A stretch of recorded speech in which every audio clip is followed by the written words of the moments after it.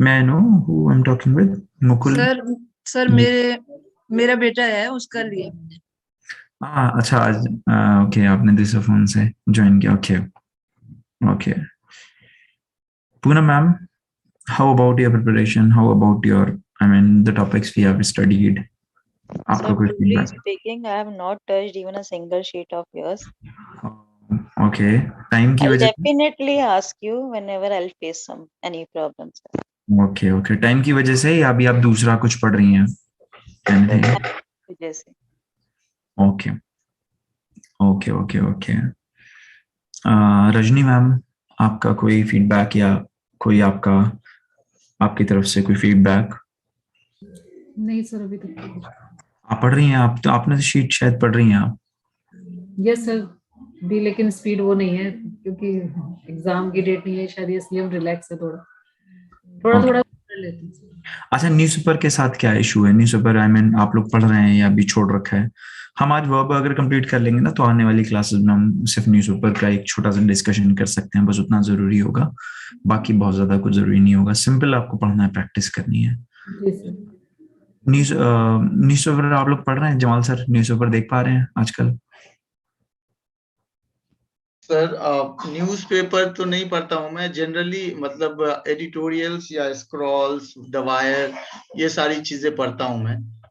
क्योंकि मेरा थोड़ा इंटरेस्ट दूसरे तरह का है, तो उस तरह की चीजें मैं पढ़ता हूँ, जो मतलब पॉलिसी मेकिंग, ठीक है, ओके गवर्नमेंट की जो चीजें आती हैं, तो उस तरह की ओके। चीजें पढ़ा रहे हैं। लेकिन एग्जाम को कंसर्न करके अगर आप देखेंगे तो जी जी, newspaper will definitely help you, yes yes. Will definitely going to help you. और एक और चीज है, जैसे अक्सर मैंने देखा है कि जो, आई मीन, अगर आप न्यूज़पेपर को रेफरेंस मानेंगे, आधार मानेंगे, और जो अच्छा अखबार है वो कई बार जो ऑनलाइन मीडिया है या online established channel of mediums हैं, उनसे ज्यादा बेटर आपको हेल्प करेगा जी किसी जी, इशू को क्रिटिकली एनालाइज करने के लिए। हाँ कई बार बिल्कुल। होता यह है कि जैसे जो भी सोर्सेज हैं, जो ऑनलाइन सोर्सेज है मीडिया के, उनका एक डेफिनेट पैटर्न बन जाता है इंफॉर्मेशन को प्रेजेंट करने का। तो हमें कई बार पॉलिसीज के रिगार्डिंग या कई बार किसी चीज के रिगार्डिंग एक एक बैलेंस्ड व्यू नहीं मिल पाता, और वो एग्जाम के हिसाब से वो सफर कर जाती हैं चीजें। जैसे अगर एग्जाम में मान लिया फार्म लॉज ही आए, लेटेस्ट से फार्म लॉज ही आए अगर एग्जाम में, और अगर जब तक रिपील नहीं हुए होते तो आपको फिर उसके फेवर में ही बोलना होता। बात समझ रहे हैं? अगर आपका इंटरव्यू होता, is everyone I mean is everyone am I audible to everyone, right? Yes sir. अगर एग्जाम होता और अगर फॉर्म लॉज लेटर से रिपील नहीं हुए होते और रिपील हो भी गए होते, तब भी you should have, I mean, always said कि नहीं नहीं साहब बहुत अच्छे थे और उसमें ये है, हाँ ठीक है, थोड़ा बहुत एक आधी हो सकता है, एक डिमेरिट हो सकता है, ठीक है। अदरवाइज आपको यही बोलना पड़ता। तो हमें एग्जाम पॉइंट ऑफ व्यू से बहुत सारी चीजें सोचनी पड़ेंगी और तैयार करनी पड़ेंगी, बिकॉज अल्टीमेटली हमें एग्जाम देना है। So newspaper is going to help you. I would again and again say कि हम न्यूज़पेपर से कॉम्प्रोमाइज ना करें, अदरवाइज वो हमारे एग्जाम में उतना अच्छा हम परफॉर्म नहीं कर पाएंगे। और डेफिनेटली सिलेबस से हटके हमें न्यूज़पेपर बहुत ज्यादा हेल्प करेगा इंट्यूशन डेवलप करने में, जो हमारा इंट्यूशन है या कॉमन सेंस है, जो अल्टीमेटली हमारे एग्जाम में काम आना है, apart from the vocabulary thing, वो हमारा न्यूज़पेपर इसको हेल्प करेगा। सो हमारे इस शीट में वर्ब में हमारा ये पार्टिसिपल्स बचते हैं। ओके, सब लोग, इनफैक्ट हमने लास्ट में जीरेंड्स भी देख लिए थे और इन्फिनेटिव्स भी देख लिए थे। इज इट फाइन और not? Should we move ahead, हम आगे बढ़ें? Yes sir. ओके, इसके बाद फिर हम जो है फॉर्म्स ऑफ वर्ब भी देख लेंगे। मेरी स्क्रीन विजिबल है आपको या खाली पीडीएफ विजिबल है? सर सब कुछ विजिबल है। ओके, सारा दिख रहा है। ओके, ये दिख रहा है आपको? First form, second form, third form, ये दिख रही हैं आपको? Yes sir. ओके, हाँ ठीक है। ये स्विंग, स्वंग, स्वंग, ये दिख रहा है ना स्क्रीन मेरी करंटली? नहीं सर, ये बर्न बर्न्ड बर्न्ड बर्निंग, ये सर स्क्रीन को पूरा पूरा एनलार्ज कर लीजिए सर, अभी नहीं दिख रही। Participle non finite verbs. अच्छा वेट वेट, तो वो नहीं, वो पूरी स्क्रीन नहीं दिख रही, मुझे वही डाउट था। मैं दोबारा शेयर करता हूँ। वो पूरी स्क्रीन नहीं दिख रही थी एग्जैक्टली, शायद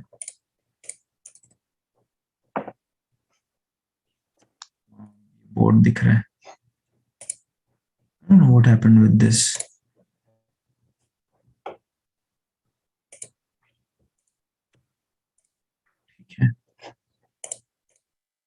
दिख रही है ये? Yes sir, now it's showing.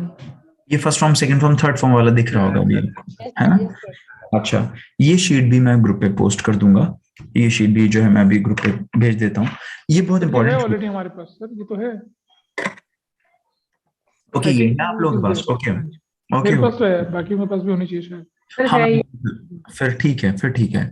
Actually है क्या कि ये शीट बहुत इंपॉर्टेंट है, और ये सबसे आसान क्वेश्चन जो आएंगे ना वर्ब से, वो इस शीट से बनते हैं। मैं इस शीट को एक बार पहले भी एक्सप्लेन कर चुका हूँ, जस्ट टू रिकॉल कि हमने इसमें क्या देखा था। जैसे ये देखिए फाइंड है, ये शायद हम लोग शीट डिस्कस कर चुके हैं या नहीं कर चुके हैं?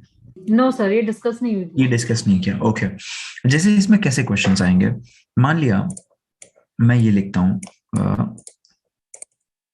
मैं ये लिखता हूँ, ये बॉक्स दिख रहा है, चैट बॉक्स दिख रहा है इसमें? Yes, sir, दिख रहा है। Yes sir. ओके, मान लीजिए जैसे मैं ये लिखता हूँ कि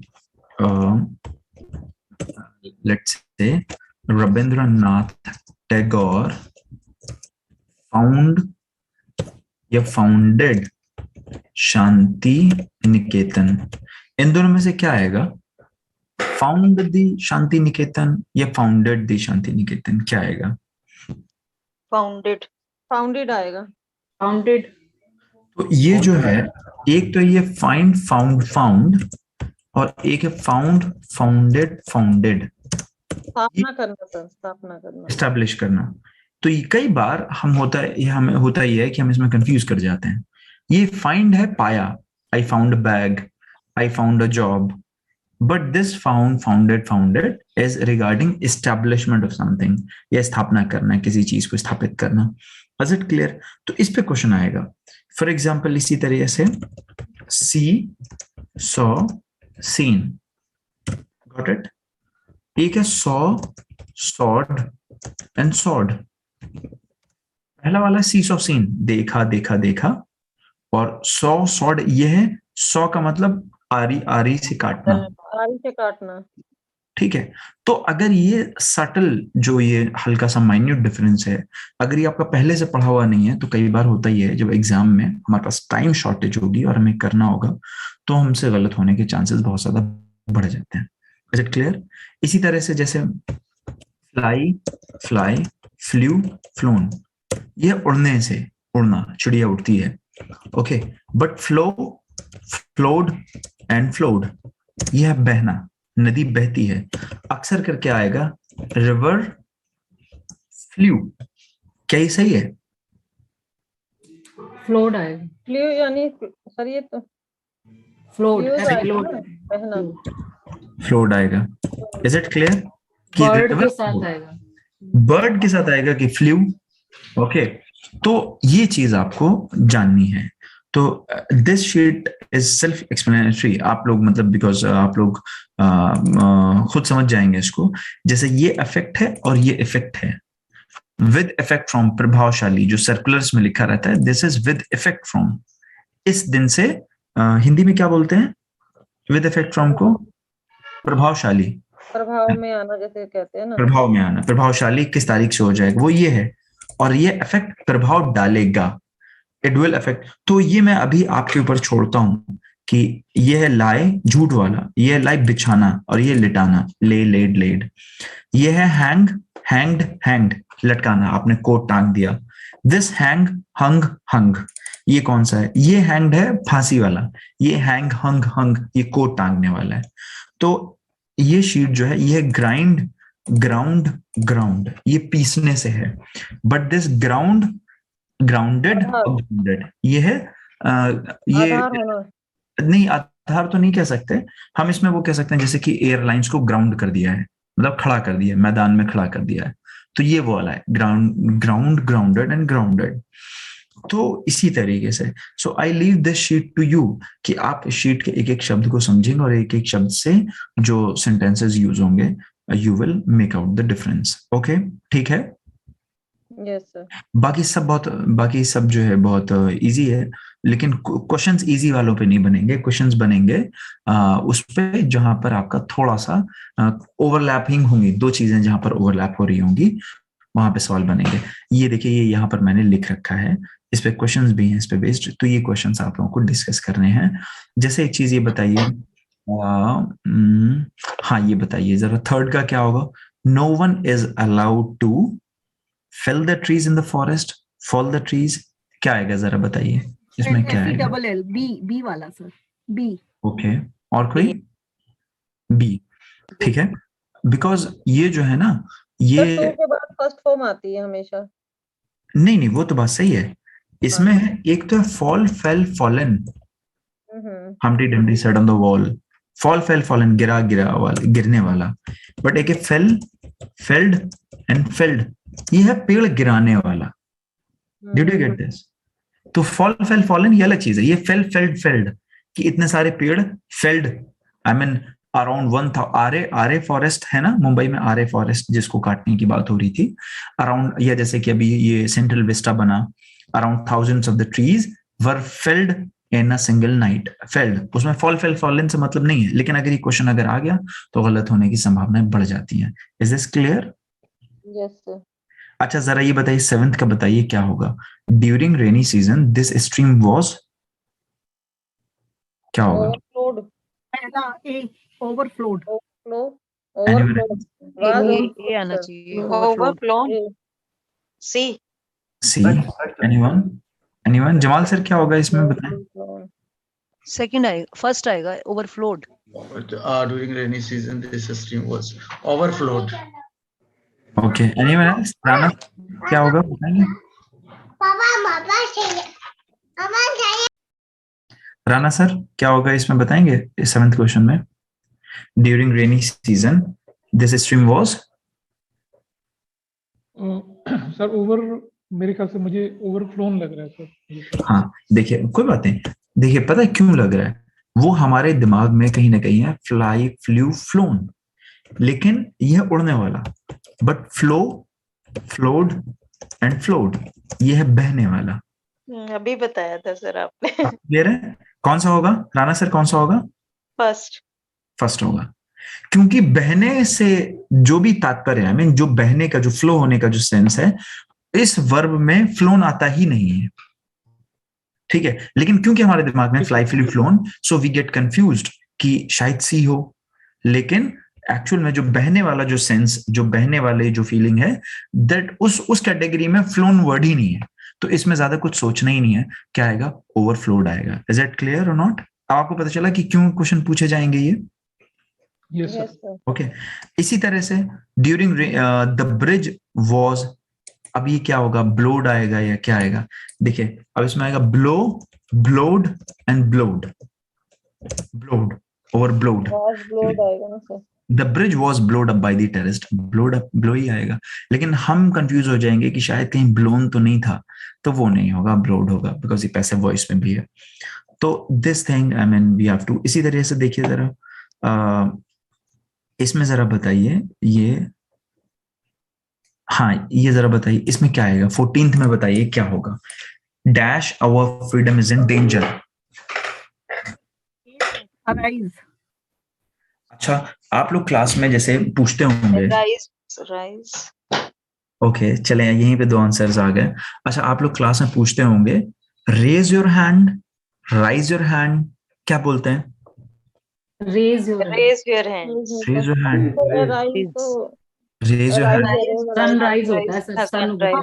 ओके सर सी है इसका, फिर रेज ही होगा। Our freedom. सी नहीं, अराइज भी हो सकता है सर, पता नहीं। तो रेज आएगा इसमें, सी आएगा। रेज लग रहा है, रेज। इस तरह के क्वेश्चंस में ना एलिमिनेशन काम आता है, रेज, राइज या अराइज। तो रेज वाला है ना, जो रेज, जैसे shopkeepers are raising the prices, raise your hand का क्या मतलब हुआ? अपना हाथ उठाओ, रेज योर हैंड, ठीक। या कोई फोर्स है जो कि उसको उठा रहा है, जैसे कि shopkeepers are raising the prices, not rising the prices. Sun is rising high, prices are rising high. Is it clear? और ये arise, our freedom is in danger. उठ खड़े हो, हमारी फ्रीडम खतरे में है, arise. तो यहाँ आएगा arise. Okay? अराइज मतलब जैसे उठना, जागना। उठना, जागना, yes. Arise our freedom is in danger, उठ खड़े हो, जाग जाओ हमारे। तो इसमें क्या राइज और रेज क्या राइज और रेज की संभावना है? होने की नहीं है। ओके, इसी तरह से जरा ये बताइए 19th देखिए, द ट्रेडर्स सडनली क्या आएगा? बताइए जल्दी। Raised sir.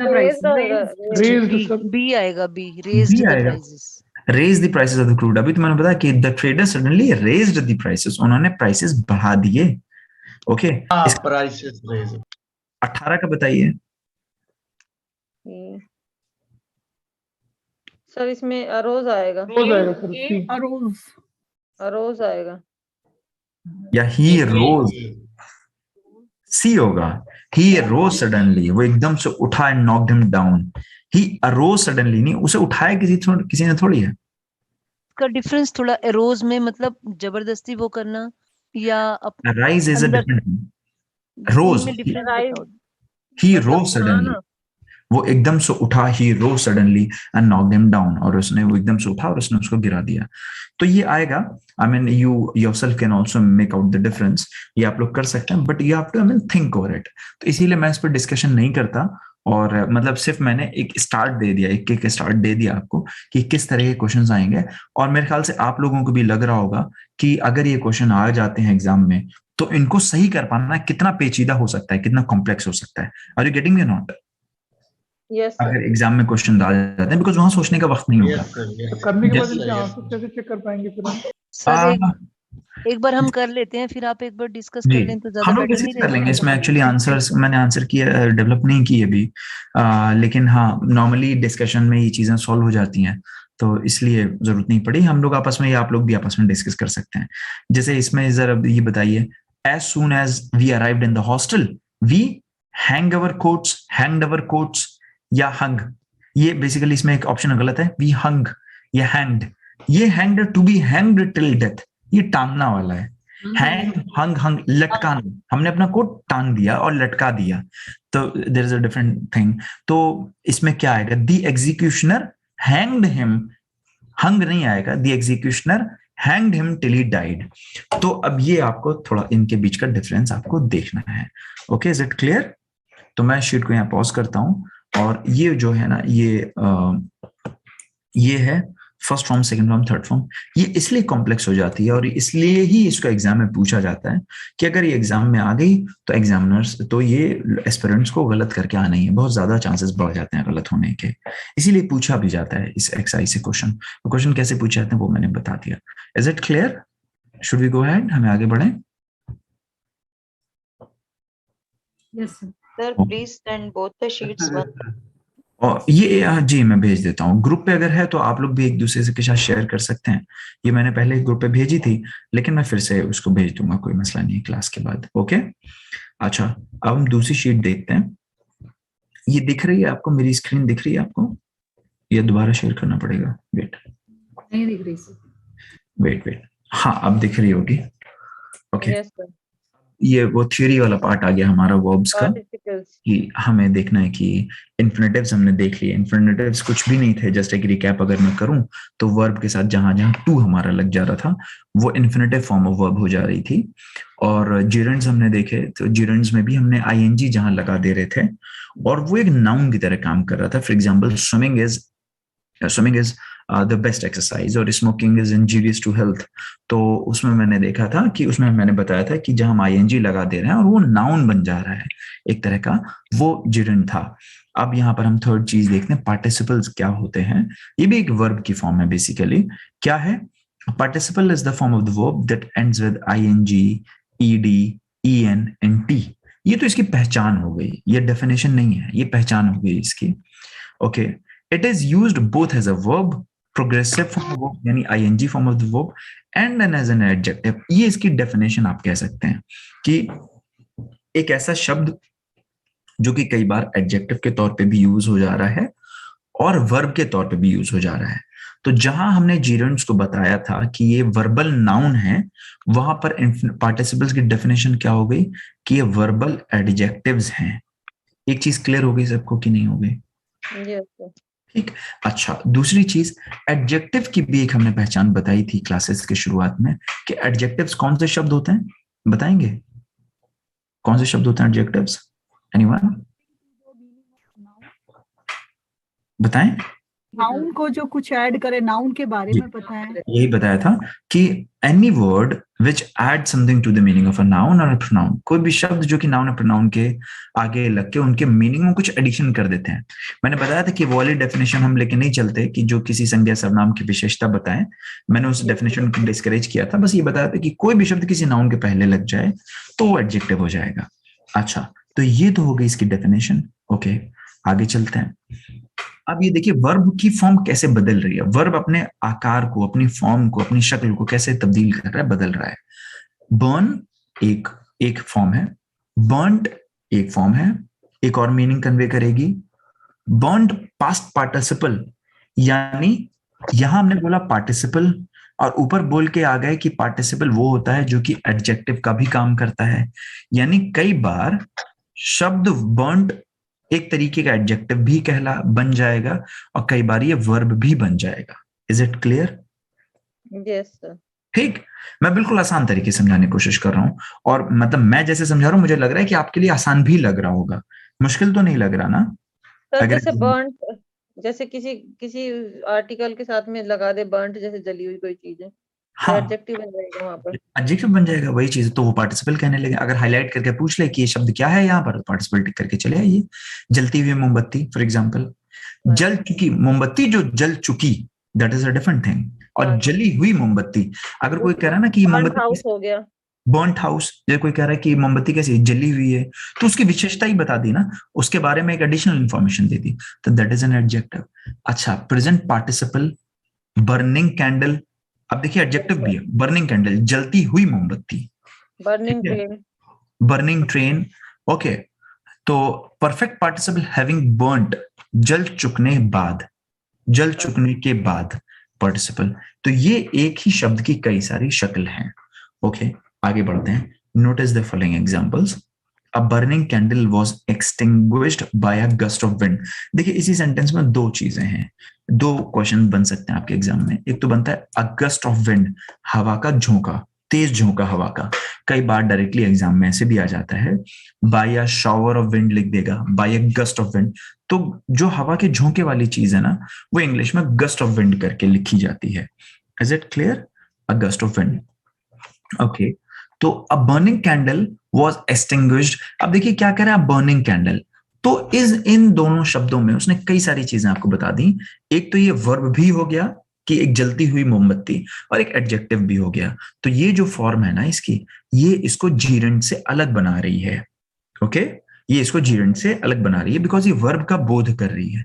उसमें जीरेंड्स में वो कंप्लीट नाउन बन जाता था, smoking is injurious to health. ठीक है, समझ में आ रही है बात सबको मेरे ख्याल से? यस सर, यस है ना? अंशु मैम समझ में आ रही है? Yes sir. Poonam ma'am, Rajni ma'am समझ में आ रहा है ना? Yes. ओके, अच्छा आगे देखते हैं। We found a candle burning. अब यहाँ देखिए प्योर वर्ब है बेसिकली एक तरह का। We found a candle burning, हमने देखी एक मोमबत्ती जो कि जल रही थी। अब इसमें कहीं से कहीं तक ऐसा नहीं है कि कैंडल की विशेषता बता रहा है, नहीं, हमने देखी एक मोमबत्ती जो कि जल रही थी। पूरा एक वर्ब का सिग्निफिकेंस है इसमें, पूरा वर्ब को सिग्निफाई कर रहा है। ठीक है, तो ये वर्ब भी है, प्रेजेंट पार्टिसिपल है। अ बर्न्ड पेपर, फिर से वही वाली बात आ गई। A burned paper was attached as evidence in the case, एक जला हुआ कागज का टुकड़ा एक एविडेंस के तौर पर पेश किया गया या अटैच किया गया। तो क्या है? जला हुआ कागज का टुकड़ा, एडजेक्टिव है और पास्ट पार्टिसिपल है। A paper that is burned. Okay, having taken food, खाना खा चुकने के बाद या खाना खा लेने के बाद, शी लेफ्ट फॉर ऑफिस, वो ऑफिस के लिए निकल गई। परफेक्ट पार्टिसिपल हो गया ये, आफ्टर टेकिंग फूड मतलब खा चुकने के बाद। Walking across the street I met an old friend, walking across the street I met an old friend, सड़क को पार करने के बाद मेरी मुलाकात मेरे एक पुराने दोस्त से हुई। समझ में आ रही है बात? Yes sir. ओके, ओके आगे देखते हैं। सरप्राइज्ड एट द न्यूज, अब देखिए surprise at the news, I rushed to the airport. अब यहाँ पे सिंपल पास्ट है। So सरप्राइज fifth जो है, fifth walking across the street, I ji met old friend. तो ये जी प्रेजेंट पार्टिसिपल है या परफेक्ट पार्टिसिपल है? नहीं, हैविंग वॉक्ड परफेक्ट पार्टिसिपल में तो सोचना ही नहीं है, उसमें तो हैव या हैड आ जाएगा परफेक्ट में।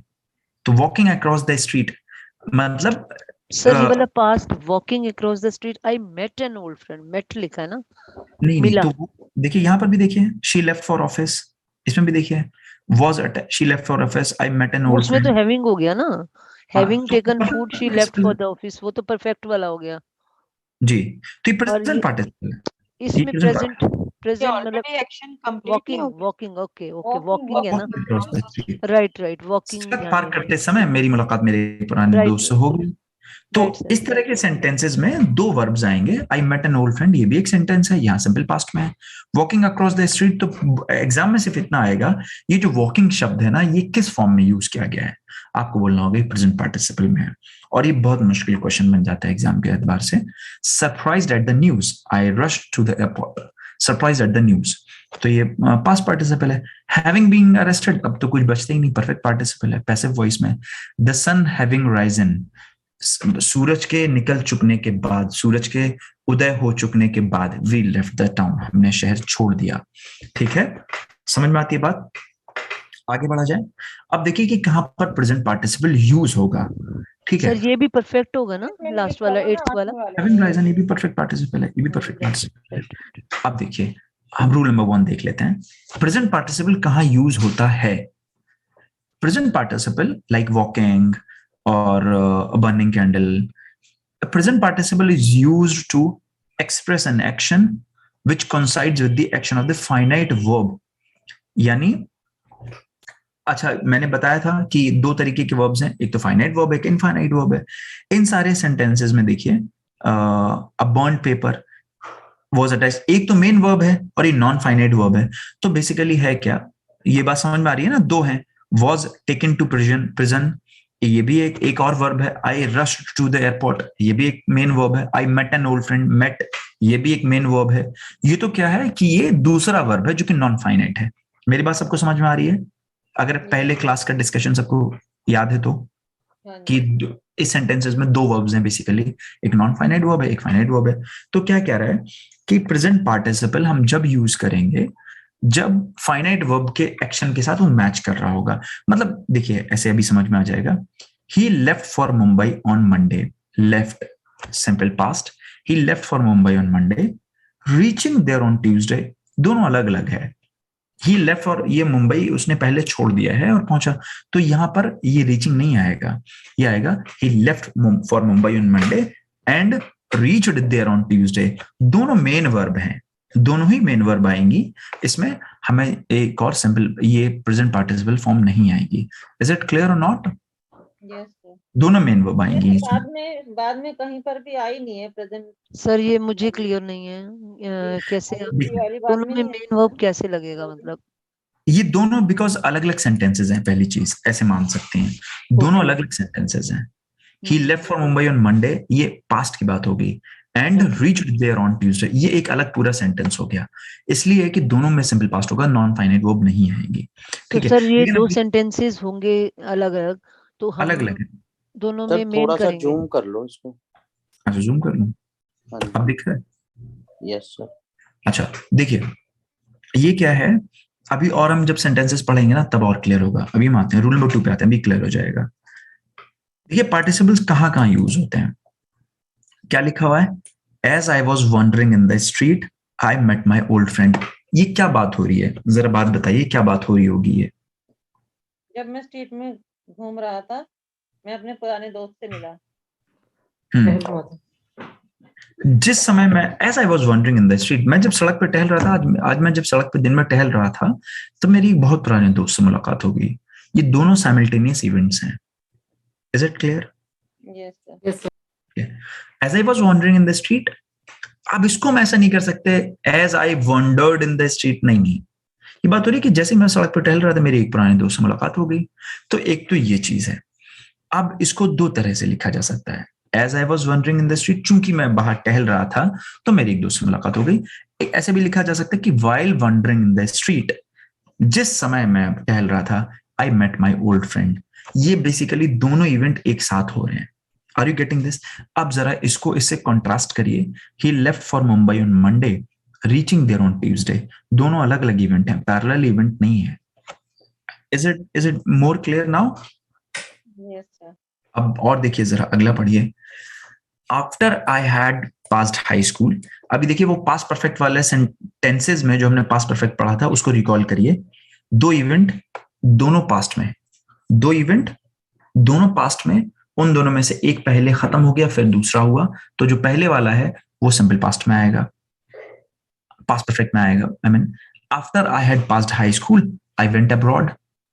ठीक है, दो इवेंट दोनों पास्ट में, एक पहले हो गया, हाई स्कूल पहले पास कर ले, हाई स्कूल पास कर चुकने के बाद फिर मैं अब्रॉड गया.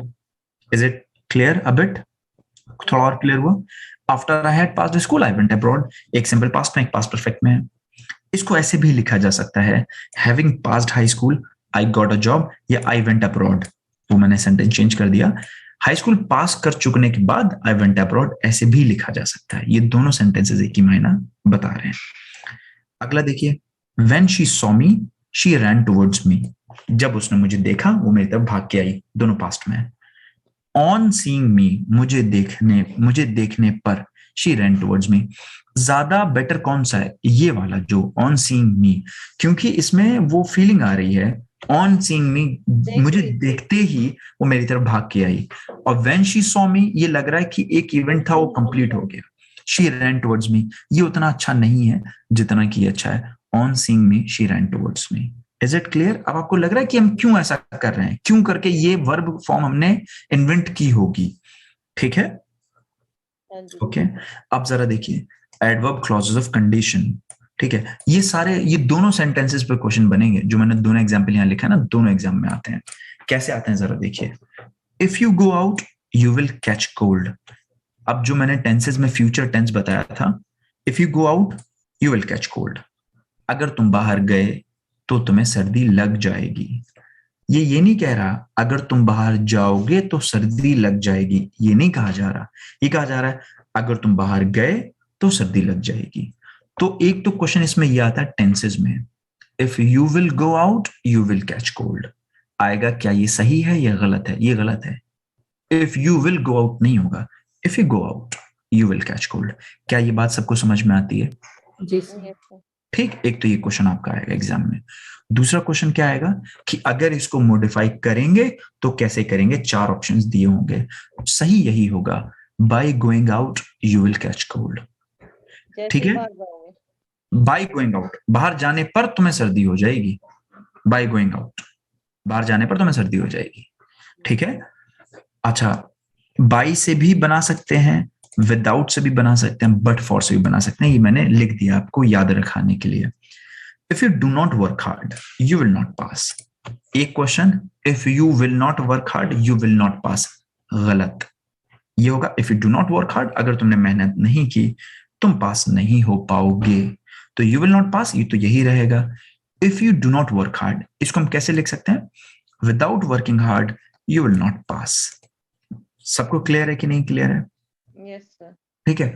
तो आईएनजी लगने से ये नहीं है कि कोई एक्टिविटी जो हमने प्रेजेंट कंटिन्यूअस में सीखा था कि कोई एक्टिविटी जो हो ही रही होगी. नहीं, कई बार ऐसे कंडीशनल सेंटेंसेस बनाने के लिए भी हम आईएनजी फॉर्म यूज कर लेते हैं. Without working hard you will not पास. आगे देखिए, if you had not worked hard, past की चीज आपको याद दिलाई जा रही है. If you had not worked hard, अगर तुमने इतनी मेहनत नहीं की होती, यू वुड हैव फेल्ड, तो तुम फेल हो गए होते. ठीक है. अब इसमें देखिए, वो याद करिए, वर्ब में मैंने वो पढ़ाया था सबजंक्टिव मूड, अनरियल पास्ट, विश. बताया था कि नहीं बताया था? I wish I were the prime minister वाले जो बताया था, ये वही सेंटेंस है. If you had not worked hard you would have failed. ठीक है, अक्सर करके एज इट इज एग्जाम में पूछा जाएगा, आपको ये स्ट्रक्चर याद रखना है. If you had not talked to me, you would have missed the train. चाहे जो बना ले, स्ट्रक्चर आपको याद रखना है. Okay, is it clear? Is it clear और नॉट? बोले. Yes sir. हाँ, अब देखिए कैसे. But for, but for working hard, simple सा है, but for working hard you would have failed. इसका मतलब भी वही है, बट फॉर वर्किंग हार्ड, कि तुमने मेहनत कर ली। ऊपर वाले का है अगर तुमने मेहनत नहीं की होती तो, अगला है बट फॉर वर्किंग हार्ड, तुमने मेहनत की। अगर तुमने बट फॉर वर्किंग हार्ड, सिवाय कि तुमने इतनी मेहनत नहीं की होती, but for working hard you would have failed, तो तुम फेल हो गए होते। ये इसी बात को कहने का दूसरा तरीका है। आगे देखिए एडवर्ब, ये सारे एक एक क्वेश्चन हैं जितने भी हैं, इन सब का आपको स्ट्रक्चर याद रखना है, इन सब में चेंजेस जो आ रहे हैं वो याद रखना है, तीसरा इन सब के मीनिंग आपको देखना है। एडवर्ब क्लॉज ऑफ रीजन, ये 3 शब्द आ जाएंगे, owing to, because of, on account of. अक्सर करके जो सरकारी सर्कुलर्स इशू होते हैं उसमें इस तरह से हम लोग लिखते हैं, ऑन अकाउंट ऑफ, इस वजह से, on account of, owing to. देखिए क्या है, as she ran very fast, क्योंकि वो बहुत तेज दौड़ी, she was able to secure the first rank. As she ran very fast, दोनों सिंपल पास्ट में है। अब पहले में एज लग गया, रीजन, क्योंकि ऐसा था तो ऐसा था। कंडीशन है क्या ये? कई बार होता ये भी है कि इस तरह का सेंटेंस आ जाता है, अब पूछता है ये कौन सा क्लॉज है, क्या ये कंडीशनल क्लॉज है, क्या कोई कंडीशन है इसमें? बोलिए, बाकी लोग बताएं। Yes, sir. कंडीशन नहीं है इसमें, इसमें रीजन है, कारण। नो नो, कंडीशन कहाँ है इसमें? इसको इसको इस कैटेगरी से जरा कॉन्ट्रास्ट करिए। कंडीशन तो इसमें थी, अगर ऐसा नहीं किया होता तो ऐसा हो जाता। इसमें कंडीशन थोड़ी है, इसमें तो चीज हो गई, इसमें तो एक्सप्लेन किया जा रहा है। Since she was late she was punished, क्योंकि वो लेट आई थी इसलिए इसके लिए उसको पनिश किया गया। ठीक है, तो सिंस कई बार पूछता ये है, और पहचान सीधी सीधी इतनी है, अगर बिल्कुल रटाना हो इस चीज को, एज या सिंस आ जाएगा। ओके, इफ नहीं आ रहा, इफ का मतलब होता है कि अगर, जैसे अक्सर करके आपने वो मूवी देखी है 300 मूवी देखी, बहुत अच्छी मूवी 300, हॉलीवुड मूवी है। ठीक है, तो उसमें बेसिकली एक ट्राइब है स्पार्टन्स। ठीक है, वो बहुत बहादुरी के लिए जाने जाते हैं और बहुत ही कम बोलने के लिए जाने जाते हैं। ठीक है, एक शब्द है अंग्रेजी का लेकॉनिक। लेकॉनिक का मतलब है कि बहुत कम बोल के आपने अपनी बात कह दी। आप सब लोगों ने वो देखी होगी, वो कौन सी मूवी है, न जाने मेरे दिल को क्या हो गया, वो सॉन्ग इसमें डीडीएलजे में है ना शायद, बताएं डीडीएलजे में राणा सर किसमें है ये वाला गाना? यस सर, डीडीएलजे में न जाने मेरे दिल को उसी क्या में हुआ। है सर, उसी में है। डीडीएलजे में है ये, न जाने हाँ मेरे। जी सर। ठीक है, तो उसमें होता है, उसमें एक्ट्रेस ये कहती है मेरी शादी होने वाली है, और जो है मेरी शादी है ये है दिस दैट, तो बोलती क्या तुम मेरी शादी में आओगे? एंड द एक्टर रिफ्यूजेस, बोलता है कि शाहरुख खान, एक्टर रिफ्यूजेस, शाहरुख खान कहता है कि नहीं मैं तुम्हारी शादी में नहीं आऊंगा। एंड देन एक्ट्रेसेस रियलाइज कि क्या हुआ है, और फिर वो गाना शुरू हो जाता है। Are you getting what I am trying to say? कि he did not say anything, he just said कि नहीं मैं नहीं हूँ, and then she gets everything। फिर गाना आता है, ना जाने मेरे दिल को क्या हो गया, etc etc। इसी तरह से स्पार्टा 300 मूवी में ये है, जो स्पार्टन्स पर अटैक करते हैं उनका जो मैसेंजर आता है वो उनसे कहता है कि if we come then we will deprive you of water, we will kill you, we will capture your sons, your daughters, your wives if we come and do this। Then Spartans reply, if। Are you getting me or not? If मतलब वो ये कहता है group कि अगर हम आए तो हम ये कर देंगे, अगर हम आए तो वो कर देंगे। तो स्पार्टन्स रिप्लाई देते हैं अगर, इफ, अगर आए तो। मेरी बात समझ में आ रही है? तो इस तरह के सेंटेंसेस को बोलते हैं लेकॉनिक, बहुत ही संक्षिप्त में बात कहते हैं लेकॉनिक। तो बहरहाल तो कंडीशन है इफ, अगर हम आए तो this is condition.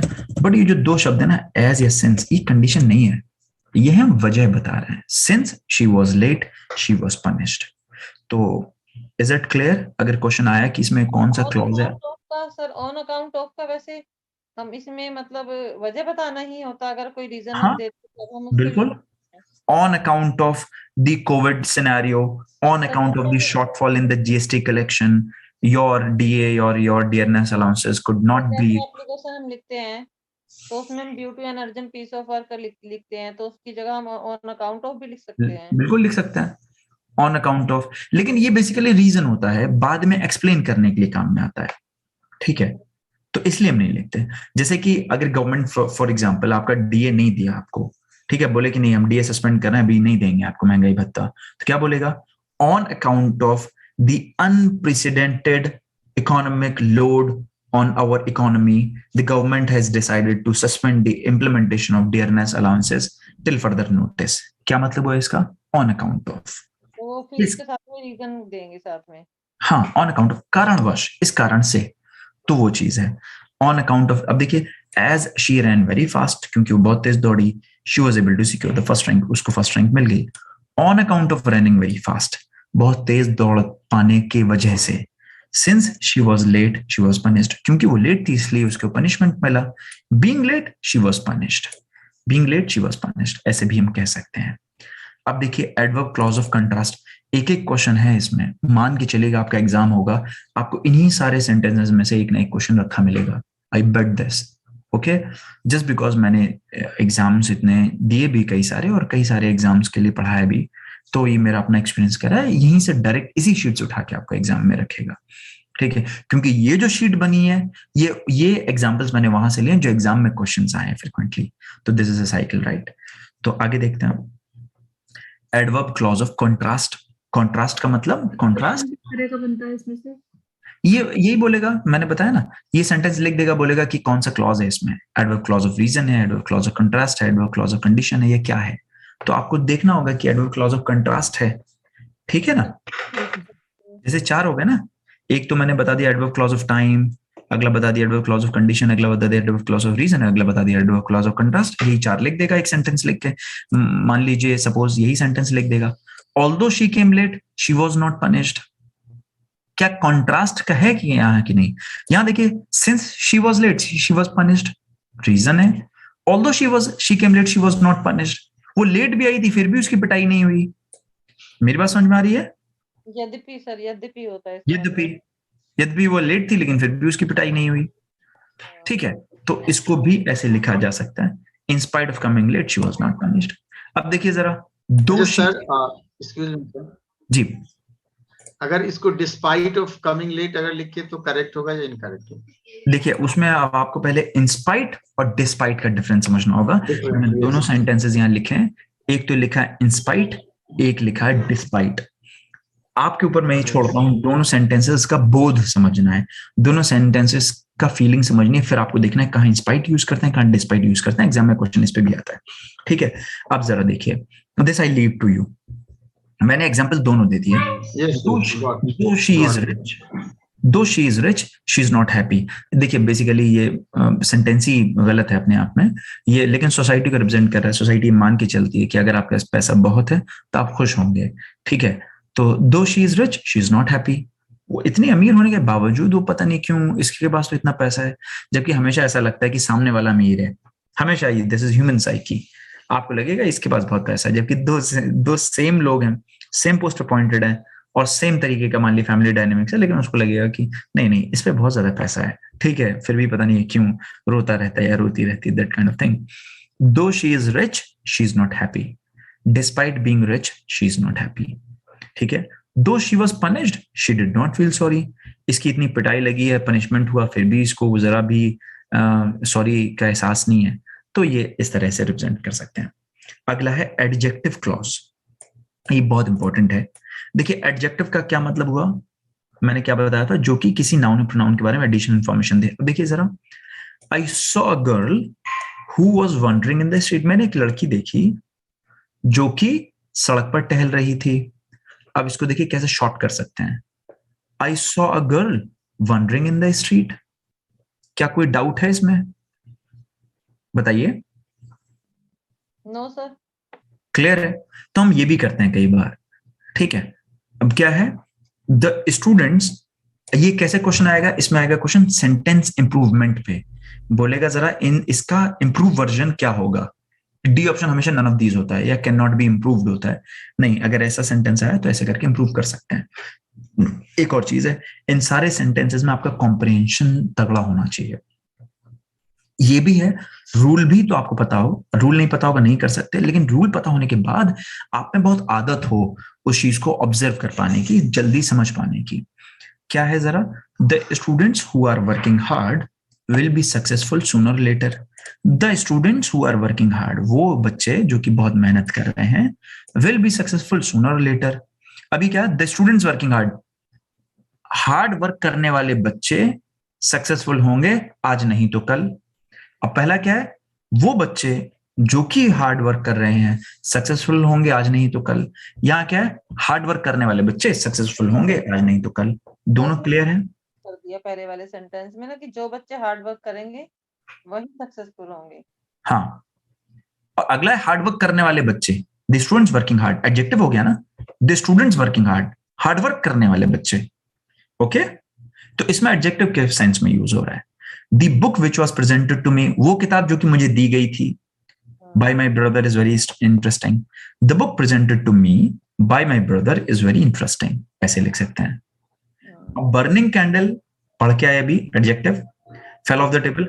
A candle that was burning fell off the table, ये मैंने उल्टा कर दिया इसको।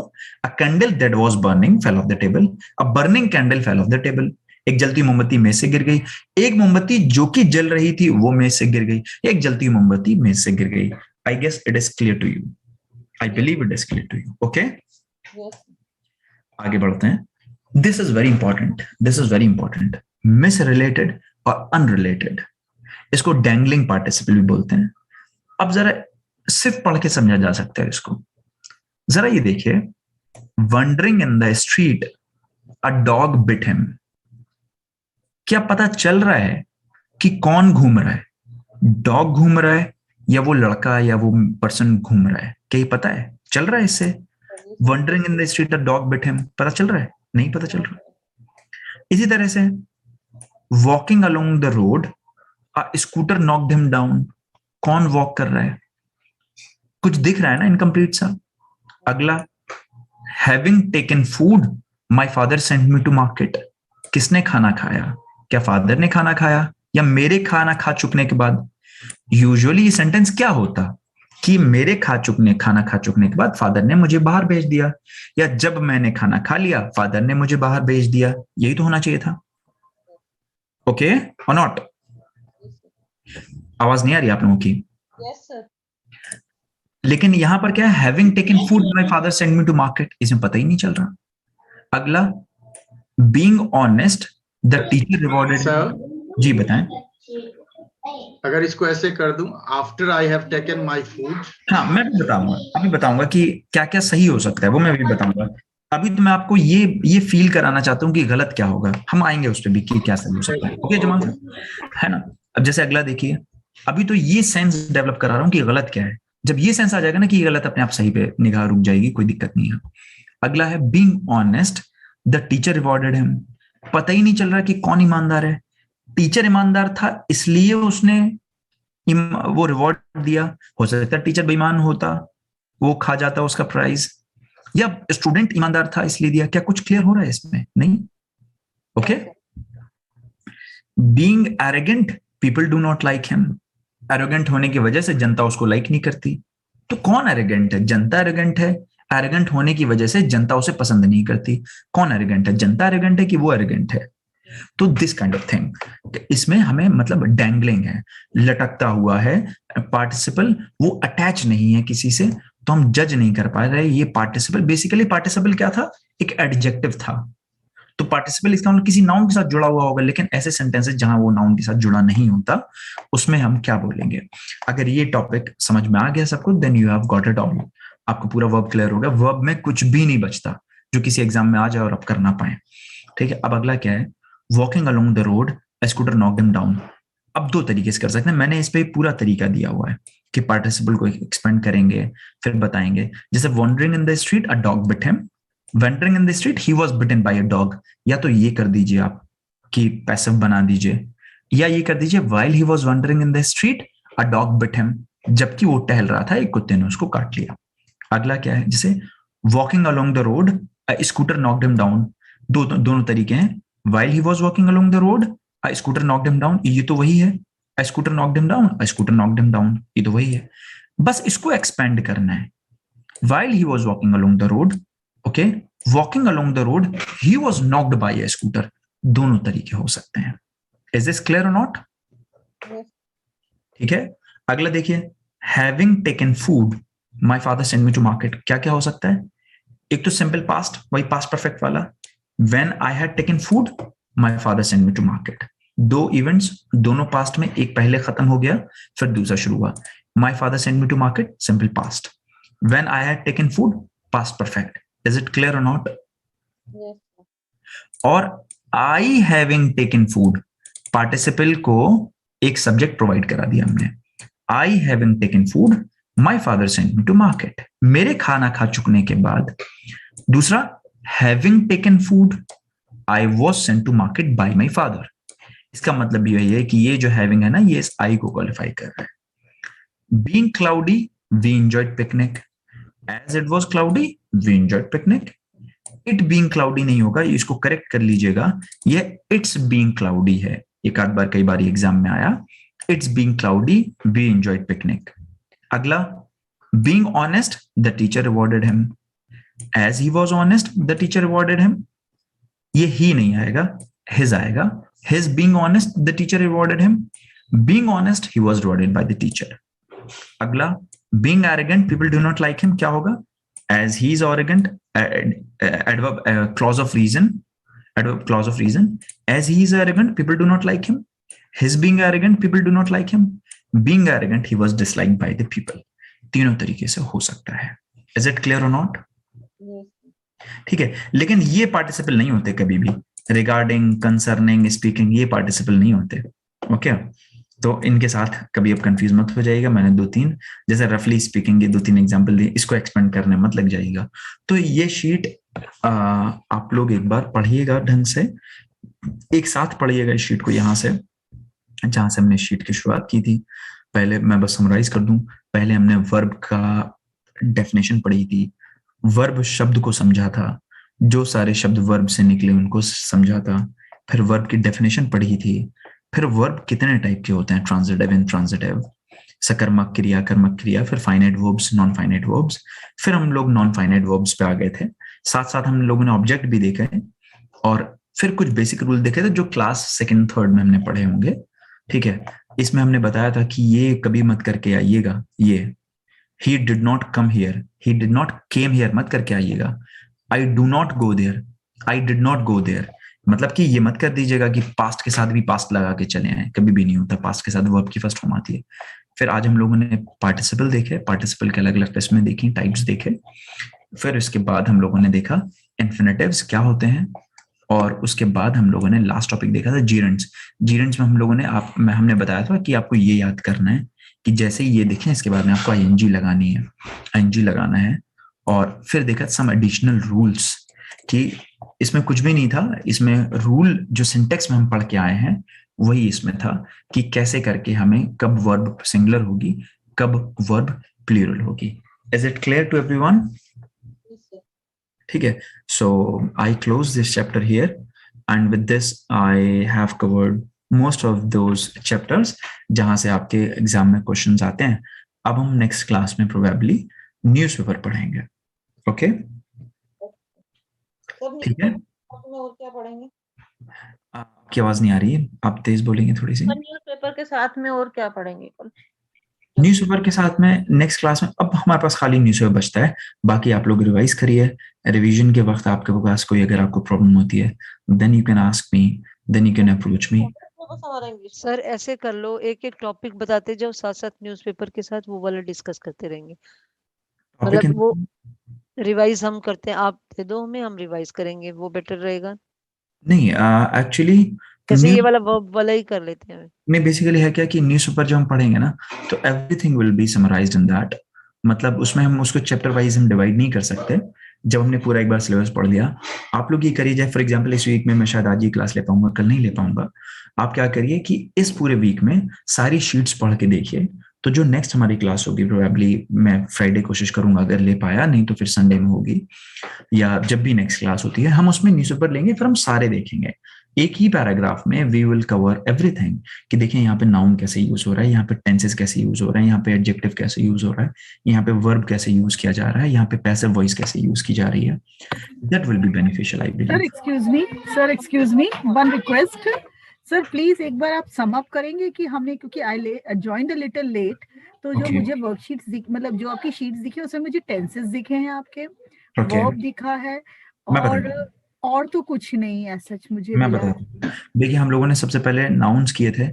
नाउन्स को काफी एक्सटेंसिवली किया था बिकॉज उसमें बहुत इजी क्वेश्चंस आते हैं. नाउन्स हमने पढ़ा था. उसके बाद फिर हम लोगों ने सिंटेक्स पढ़ा था. सिंटेक्स मतलब सब्जेक्ट वर्ब एग्रीमेंट पढ़ा था. उसके बाद फिर हम लोगों ने टेंसेस पढ़े. टेंसेस के बाद हम लोगों ने वर्ब पढ़ा है. और इसके अलावा कोई मुझे याद दिलाएगा. और इसमें बेसिकली बीच बीच में हम लोगों ने कई सारी चीजें देखी हैं जिसपे क्वेश्चंस बनते हैं. नरेशन का भी हम लोगों ने थोड़ा बहुत आइडिया देखा था. फिर उसके बाद हम लोगों ने आर्टिकल्स पे भी कुछ थोड़ा बहुत देखा था क्लास के बीच में ही. अलग से सेपरेटली हमने कोई चैप्टर उसमें नहीं पढ़ा आर्टिकल्स को, लेकिन हमने न्यूज़पेपर के जरिए उसको समझने की कोशिश की थी कि आर्टिकल्स कैसे करके आते हैं. तो this all we have done till now. Sir active voice, passive voice, direct indirect, ये सब दो चीजें बचती हैं भी. दो चीजें बचती हैं मेरे ख्याल से. टेंसेस अगर हमने कर लिए तो उसमें कुछ बचता नहीं है. सिंपल अगर आप कहेंगे तो मैं नेक्स्ट टर्न पे आपको नरेशन, इनफैक्ट नरेशन का जो मैंने थोड़ा बहुत हिंट दिया है ना एक आध बार न्यूज़पेपर से, तो अभी हम अगले क्लास में न्यूज़पेपर पढ़ेंगे, फिर हम लोग नरेशन और एक्टिव पैसिव पढ़ लेते हैं. कुछ भी नहीं बचता टेंसेस के अलावा उसमें. ठीक है. तो this what we have done. और दूसरा, अगर आप रिकॉल ना भी कर पाए कि हमने क्या क्या पढ़ा है, एक बार जब हम न्यूज़पेपर पढ़ेंगे आप शीट्स ले लीजिए ग्रुप पे, उन सबसे गो थ्रू हो लीजिए. जब न्यूज़पेपर पढ़ेंगे then we can sum it up in a well comprehensive manner that you can leave it to me. हम अच्छे से उसको समराइज कर लेंगे with the help of newspaper. बता दीजिए सर, बुक. एक बात और बताइए सर कि इसमें पैसेज भी आते हैं क्या? पैसेज में क्वेश्चन भी आते हैं कि मैंने देखा है बुक में, कंपटीशन वाली बुक में. आते हैं मैम, पैसेजेस आते हैं, उसमें से एंटोनिम्स सिनोनिम्स भी पूछ लेते हैं कभी कभी पैसेज के बीच में जो वर्ड्स होते हैं. जी. और आर्टिकल्स, प्रपोजिशंस भी पूछ लेते हैं. प्रपोजिशन सर नहीं किए गए हैं क्या? प्रपोजिशन, अच्छा, वोकैबुलरी से मुझे याद आया, हम लोगों ने वन वर्ड सब्स्टिट्यूशन वाली वोकैबुलरी भी भेजी थी ग्रुप में, वो मैंने डिस्कस की थी. और दूसरी चीज, मिस स्पेल्ड के क्वेश्चन बहुत आते हैं. मिस स्पेल्ड सबसे इजी केक होता है किसी भी एग्जाम के लिए. 2-3 क्वेश्चंस आते हैं मिस स्पेल्ड भी. हम लोगों ने एक पूरी शीट डिस्कस की थी कि कौन कौन सी स्पेलिंग जो अक्सर एग्जाम में पूछी जाती हैं. और अभी आपने क्या बोला था, कुछ बोला है भी आपने? प्रपोजिशंस हैं और फ्रेजल वर्ब हैं. मैं बहुत ज्यादा ओवरलोड नहीं करना चाह रहा. अदरवाइज प्रपोजिशंस की हमारे पास एक शीट है जो कि उसी से पूछे जाते हैं, तो वो भेज दीजिएगा सर. भेज देना कम से कम. हम शीट भेज देते हैं. फ्रेजल वर्ब और प्रीपोजिशन दोनों सर. अच्छा, दूसरा इडियम फ्रेजेस. इडियम फ्रेजेस की भी शीट है, मुझे आप रनर से मैसेज कर दीजिएगा. तो मैं प्रपोजिशंस और फ्रेजल वर्ब है बेसिकली, और इडियम, वो सारा याद करने वाला मटेरियल है तो हम भेज दूंगा. लेकिन एक काम हम ये करते हैं कि अभी हम शीट नहीं भेजते. अभी आप क्या करेंगे, इस वीक में आप सारा ग्रामर का रिवाइज कर लीजिए. जो अगली क्लास होगी जिसमें हम अखबार पढ़ेंगे, तो उसमें हम देख लेंगे कि क्या फ्रेजल वर्ब है, कैसे प्रपोजिशन एग्जाम में पूछे जाते हैं, फिर हम वो आपको शेयर कर देंगे. ठीक है. ओके. इस वीक में आप पूरा कंसंट्रेट करिए कि जितनी भी शीट्स आपके पास हैं, you are able to go through this within this week. Is it clear? हाँ जी सर. सर जो भी आपने ग्रुप में भेजी है ना शीट्स, और उसके अलावा और भी जो आपके पास है ना, कम से कम क्लास में नहीं भी पढ़ाएंगे तो भी शीट्स तो भेज ही देना, हम अपने आप पढ़ लेंगे. Okay okay okay. हम लेकिन पहले अभी हम अगली क्लास पे सिर्फ ग्रामर फोकस करेंगे. ओके. ठीक है सर. हाँ जी सर. और शीट में जैसे अभी आपके पास वन वर्ड सब्स्टिट्यूशन है, you can go through that sheet. I mean you can memorise that और you can start learning it. Okay.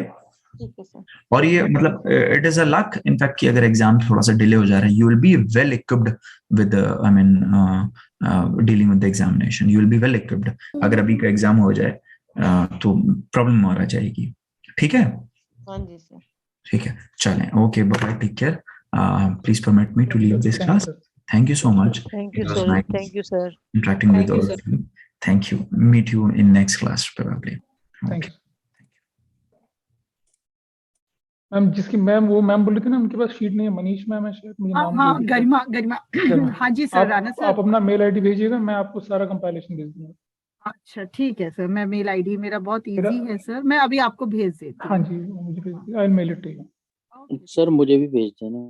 आप भी सर मेरे पर्सनल नंबर पे मुझे मेल आईडी भेज दीजिएगा. जिसको चाहिएगा भेज दीजिएगा मुझे. अभी एक सर ने तो मैंने सब इकट्ठे करके कंपाइल करके रख लिए थे एक जगह पे। So it is in a mail, I will send to everybody. दो मुझे मेल भेजते। सर अगर सारे सब्जेक्ट्स मैं के हैं तो इसलिए सारे बोल रही भेज देना। मैं सर को इसलिए कह रही थी ना कि सारे फिर हमें प्रिंट आउट निकलवाने पड़ते हैं ना, तो सारे एक ही साथ कंपाइल करवा लेते हैं हम। अब मैम जो इन्होंने दे दिए हैं वो तो हम, है ना? जो उन्होंने भेज दिए हैं मैं उनकी बात कर रहा हूँ, जो नहीं भेजे वो तो नहीं कर सकता अभी। हाँ नहीं, मैं तो इसीलिए बोल रही थी सर को, मैंने कहा वो क्योंकि वो काफी सारे, मुझे लग नहीं रहा कि इंटरेस्टेड है आगे के कुछ टॉपिक्स को पढ़ाने के लिए। चलो फॉलो अप तो करेंगे उनसे। हाँ नहीं तो कुछ हम अपने आप पढ़ नहीं लेंगे। मैं बोलूँगा, इन्होंने जैसे बोला ना कि फ्रेजल वर्ब का और प्रीपोजिशन का, वो मैं इनसे परस्यू करूंगा, दे दें हमें, अच्छा रहेगा। हाँ जी, हाँ नहीं तो सर, दे भी नहीं देंगे, सर, हम पढ़ लेंगे। प्रेपोजिशंस बहुत आते हैं, बहुत आते हैं, वर्ड्स बिल्कुल देखा बहुत है। आते हैं। और जो वो है ना 5 क्वेश्चंस आ जाते हैं, जो मैंने कुछ एग्जाम्स में देखा, लाइक एक थोड़ा सा पैराग्राफ दे देते हैं और उससे रिलेटेड 5 हाँ क्वेश्चन है। पैराग्राफ मैंने भी देखा है, पैराग्राफ में से भी आते हैं मैम क्वेश्चन। पता वो बहुत मतलब उसमें अगर प्रपोजिशन का अगर एक क्वेश्चन भी आ जाता है तो भाई हमारे लिए तो वो बहुत यूजफुल होगा। फ्रेजल हाँ वर्ब्स है, इडियम्स बहुत यूज होते क्योंकि हैं, उनको इडियम्स का करना ज्यादा मीनिंग हमारे लिए उनको करना ज्यादा आसान रहता है। इजी हो जाएगा। दिस विल बी हाँ। मतलब एक हमारे लिए थोड़ा सा, इसीलिए मैंने पूछा कि आप सम अप कर दो क्या क्या किया गया है। असल में ऐसा लग रहा है कि शायद इनको भी पता नहीं है, सर को भी ना, पेपर के बारे में थोड़ा कंफ्यूजन सही है। एक्चुअली नहीं सर, मैम पता है ये लोग यूपीएससी को ज्यादा गाइड या तो करते होंगे, तो हमारा वाला लेवल का शायद हाँ इनको नहीं। केवी वाला जो है ना, ये केवी वाला प्रिंसिपल वाइस प्रिंसिपल वाला, मैंने उसमें बुक में देखा है पैराग्राफ आया है। और इंग्लिश की कोई बुक